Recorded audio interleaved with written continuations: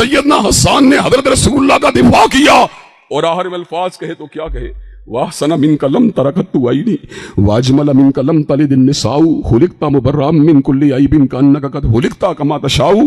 آقا آپ اتنے پیارے ہیں کہ آپ جیسا پیارا کسی آنکھ نے دیکھا ہی نہیں، اور آپ اتنے خوبصورت ہیں کہ آپ جیسا خوبصورت کسی ماں نے جنا ہی نہیں۔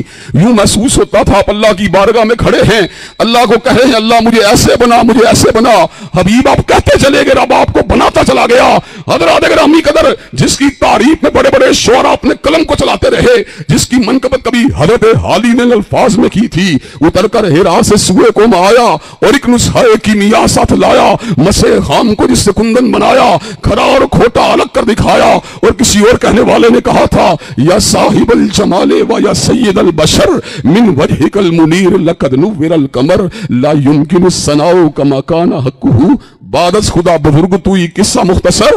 حضرات گرامی قدر، جس کے بارے میں طرح طرح کے الفاظ کہے گئے اور اپنے تو اپنے تھے، بیگانے بھی یہ بات کہنے کے اوپر مجبور ہوئے کہ حضرت رسول اللہ فخر کائنات ہیں اور فخر موجودات ہیں اور حبیب کبریا ہیں اور آیت من آیت اللہ ہیں۔ حضرات گرامی قدر، دشمنوں نے کیسے الفاظ کہے، پنڈت ہری چند اختر نے کیا الفاظ کہے، کس نے ذروں کو اٹھایا اور صحرا کر دیا، کس نے قطروں کو ملایا اور دریا کر دیا، اور آدمیت کا گھر سما مہیا کر دیا، اور ایک کرب نے آدمی کا بول بھلا کر دیا۔